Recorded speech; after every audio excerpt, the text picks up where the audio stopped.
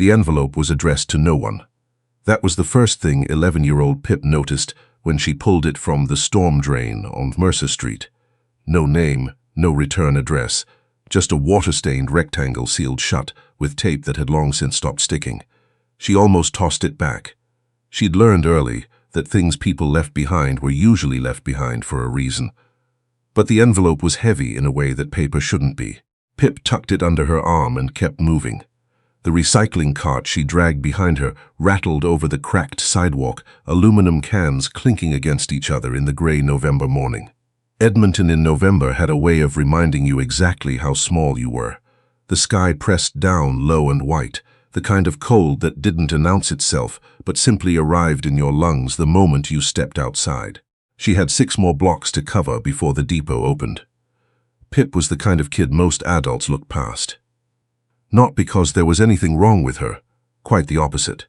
She had her grandmother's steady brown eyes and her mother's habit of chewing the inside of her cheek when she was thinking hard. She wore a green parka 2 sizes too large, handed down from a neighbor whose son had outgrown it, and rubber boots with a crack along the left sole that she'd patched herself with electrical tape. She knew the recycling rates by heart.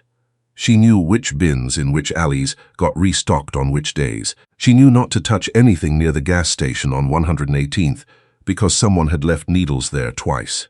She knew a lot of things that 11-year-olds shouldn't have to know. Her mother, June, had been sick for 8 months, not the kind of sick that meant soup and a few days in bed. The kind that meant hospital forms and phone calls June made in a low voice from the kitchen at night, thinking Pip was asleep. The kind that came with a folder on the counter, labeled urgent, in her mother's careful handwriting. Pip had opened that folder once. She hadn't opened it again. What she did instead was wake up at 6, drag the cart through the neighborhood, collect what people threw away, and bring it in for cash. On a good week, she made $40. It wasn't enough. It was never enough. But it was something, and something was the only thing she knew how to make. She didn't open the envelope until she got home. She set it on the kitchen table beside her grandmother Dot's teacup. Dot was June's mother, 71 years old, with knees that ached in the cold and a way of humming old songs under her breath when she was worried, and she looked at it for a long moment before she peeled back the tape. The money inside was real. She counted it 3 times. $14,000, in 50s and hundreds, bundled with elastic bands. And beneath the money, a folded slip of paper with a phone number, no name, and 4 words written in a man's sharp handwriting. For what it's worth. Pip sat very still. She was old enough to understand that this kind of money didn't come from nowhere. She was old enough to understand that if someone had lost it, they were probably looking for it. She was also old enough. This was the part that made her stomach hurt, to understand what $14,000 could mean for her mother. She put the money back in the envelope. She put the envelope in her backpack. She told herself she'd think about it at school. She thought about nothing else. Across the city, in a glass and granite building on Jasper Avenue, a man named Conrad Greer was having the worst week of his life, which was saying something, because the week before had also been the worst week of his life. Conrad was 58 years old, the kind of man who'd built his wealth slowly and without drama. 30 years in commercial real estate, a reputation for being fair, a list of people who'd shake his hand at fundraisers and actually mean it. He had a daughter named Stephanie who lived in Vancouver and called every Sunday. He had a dog named Biscuit who followed him from room to room. He had a house in Glenora with good bones and a leaking roof he'd been putting off fixing for 2 years. What he did not have, as of 7 days ago, was the envelope. It had disappeared from his car on a Tuesday. He knew exactly where he'd left it, in the center console, tucked beneath his insurance papers, and he knew exactly why it couldn't go through the bank. The money was a settlement, off the books, from a business dispute he'd been trying to put behind him for 3 years. The other party had agreed, finally, to walk away. Conrad had drawn the cash himself, driven to meet the man's lawyer at a coffee shop in Westmount, and left the envelope in his car for the duration of the meeting. When he came back, the car had been broken into. The window was smashed. His insurance papers were on the seat. The envelope was gone. He'd reported the break-in. He had not reported the contents. The detective who took his statement, a patient woman with tired eyes, had asked if anything was missing. Conrad had said his change, maybe. She'd looked at him the way people look at you when they know you're lying, but don't have time to press it. The money was gone. The settlement was void. The other party's lawyer had already called twice. Conrad sat at his desk on the 7th morning after the theft and stared at the framed photo of Stephanie, at 6 years old, standing on a dock at his parents' lake property, squinting into the sun with both arms outstretched like she was trying to hold the whole summer. He thought about all the ways a single decision could undo years of careful work. His assistant knocked and opened the door. "There's someone here to see you." "She doesn't have an appointment. Tell them to call. She's 11. Conrad looked up. Pip had found the building by looking up the phone number. She'd waited until lunch to use the school computer. She didn't have a smartphone, just a flip phone. Dot kept charged for emergencies, and she'd typed the number into a search engine and sat very still when the result came back. Conrad Greer Property Group.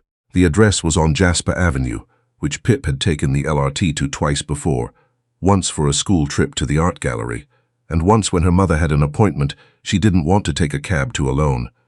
She'd told her teacher she had a dentist appointment. She felt bad about lying. She told herself she'd feel worse about keeping the money. The woman at the front desk, young, with the kind of haircut that looked expensive, had asked Pip 3 times who she was there to see and why, and Pip had answered the same way each time. "I have something that belongs to Mr. Greer. I think he's looking for it." She'd kept her backpack in front of her with both hands. She had not taken it off once. By the time she was standing in the doorway of Conrad's office, she was so nervous she could feel her heartbeat in her fingertips. He was bigger than she'd expected. Not tall, exactly, but solid, the kind of man who took up space without trying. His hair was mostly gray, and his suit jacket was hanging on the back of his chair, and he was looking at her with an expression she couldn't quite read. "Hi," Pip said. "Hi," Conrad said. "Who are you?" "My name's Pip." She hesitated. "It's actually Philippa, but nobody calls me that." "All right, Pip. How did you find this office?" "The phone number. On the paper." She opened her backpack and took out the envelope and set it on the edge of his desk. "I found this in a storm drain on Mercer Street. I think it fell out when someone broke your car window. There was broken glass on the sidewalk nearby. I didn't notice at first." Conrad didn't move. "I counted it," Pip said. She wasn't sure why she said that, except that she had, and she thought he should know she hadn't taken any. "It's all there." Conrad reached forward slowly and touched the edge of the envelope. He lifted the flap and looked inside without taking anything out, as though confirming something to himself. Then he set it down and looked at Pip again, and this time his expression had shifted into something she recognized. The look adults got when they were trying to figure out what they owed you. "You could have kept this," he said. "I know. Why didn't you?" Pip thought about her mother's folder on the counter.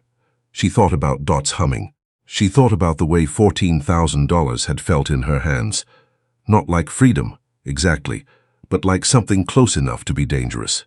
"Because it isn't mine," she said. Conrad asked her to sit down. He asked his assistant to bring tea and then remembered she was 11 and changed the order to hot chocolate. He asked her questions, not too many, and not the kind that felt like interrogation. Where she'd found the envelope, what she'd done with it after, how she'd traced the number. Pip answered everything straight, without embellishment, the way her mother had taught her. Say what happened and then stop talking. What she didn't say and didn't plan to say was why returning it had been hard. She'd almost convinced herself twice. Once at 2 in the morning, lying in the dark listening to Dot's soft snoring from the next room, calculating what 14,000 could cover. The medication, the specialist appointment her mother had been postponing, the crack in the roof that let cold air in through the corner of Pip's bedroom wall. Once in the school bathroom at morning break, with the envelope in her hands and her heart going too fast. Both times she'd put it back in her bag and zipped it shut. Conrad was quiet for a moment after she finished. He turned the envelope over in his hands without opening it again. "This was very important to me," he said finally. "You understand that?" "I figured," Pip said. "Can I ask you something personal?" She looked at him steadily. "Okay, why did you do it?" "The recycling. You're 11 years old and you're up early enough to find things in storm drains before school. That doesn't happen unless there's a reason." The hot chocolate had arrived and Pip wrapped both hands around the paper cup. It was very warm. Outside the window behind Conrad's desk, Edmonton stretched away gray and flat under the November sky. "My mom's sick," she said. "I help out." Conrad nodded once. He didn't say "I'm sorry" or "that must be hard" or any of the things people usually said, which Pip appreciated. He just nodded the way someone nodded when they were actually listening and not just waiting for you to finish. "What's her name?" he asked. "June. And you live with her and my grandma Dot and Biscuit." She paused. "That's our cat. She's not really a cat. She acts more like a very small, suspicious dog." Something shifted in Conrad's face. It wasn't quite a smile yet, but it was close. He drove her home himself. Pip had said it wasn't necessary. The LRT was fine. She took it all the time. And Conrad had said he was sure she did, and he was driving her anyway. The conversation in the car was easier than she expected. He asked her about school. She liked math and hated gym. About the recycling routes. She explained the strategy, which he listened to with what appeared to be genuine interest. About Biscuit the cat dog. He had a dog named Biscuit himself, which was a coincidence that made both of them pause.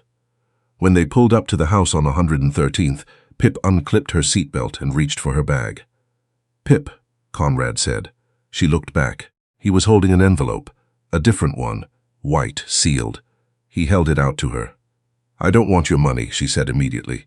"It's not charity," he said. "I want to be clear about that.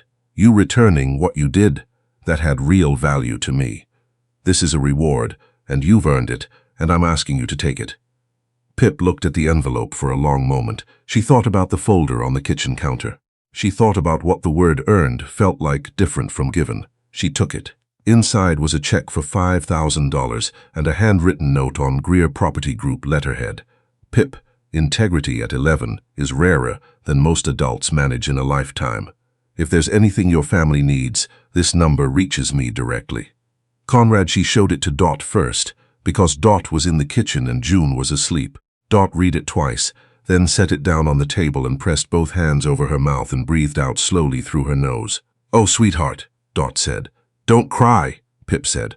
"I'm not crying. You're definitely about to Philippa, Dot." They looked at each other, and then Dot pulled her in and held on, and Pip let herself be held, which she didn't usually do, because she was usually too busy moving to let herself stop. They didn't tell June that night. They waited until morning, when June was up and the light was better, and Dot had made the coffee June liked, and Pip had set the table the way her mother did, with the mugs on the right side and the spoons lined up neatly. June read the note. She read the check. She was quiet for a moment. "You could have kept the money," she said. "The original money." "I know," Pip said. "Why didn't you?" It was the same question Conrad had asked. Pip had given him a short answer. Because she hadn't known him then, she gave her mother the longer one. "Because you always told me that who you are, when nobody's watching, is who you actually are. And I didn't want to be the person who kept something that wasn't mine just because I needed it." She paused. "Even though I really needed it." June set down her coffee. She looked at Pip the way she sometimes did, like she was trying to memorize her. "Come here," she said. Conrad called the following Tuesday. He'd spoken to his daughter Stephanie, who worked in healthcare administration, and Stephanie had suggested a specialist at the University of Alberta who had recently moved back from Toronto and had a shorter waiting list than most. Conrad had taken the liberty of getting the name. He wasn't sure if it would help. He thought it was worth passing along.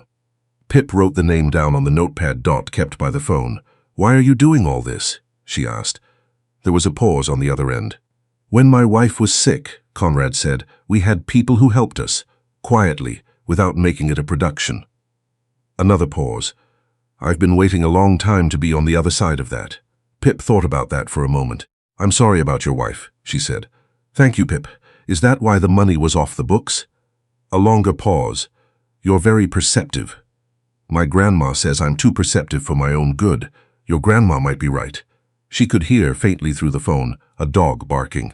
She thought about 2 dogs named Biscuit in 2 different houses across the same city, and she thought that was the kind of coincidence that meant something, even if she couldn't say exactly what.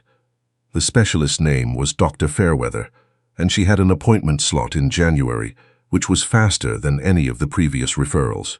The diagnosis that came out of that appointment was not good news, exactly, but it was the right news. A clearer picture than June had had in 8 months, which meant a clearer plan. The medication changed.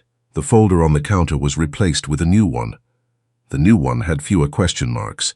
Pip kept collecting recycling, not because they still needed the money the same way. The check had covered the most urgent things, but because she'd built the habit and the habit felt like hers now. She knew which alleys, which bins, which days. She knew the depot workers by name. She knew that showing up was its own kind of answer to the question of who you were. Conrad called once a month. Sometimes it was practical, a connection, a resource, a name Stephanie had passed along. Sometimes it was just to check in, the way people did when they'd decided, without making a fuss about it, that you mattered to them.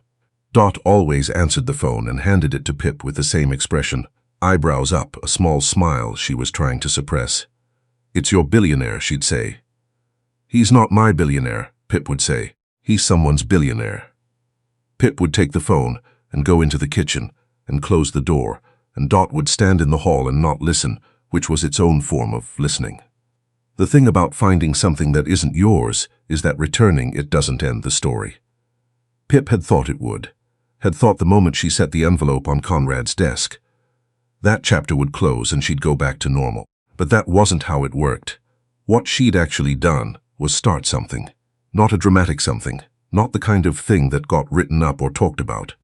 Just the ordinary, quiet kind, the kind where one person sees another person clearly at the right moment and decides to do something about it.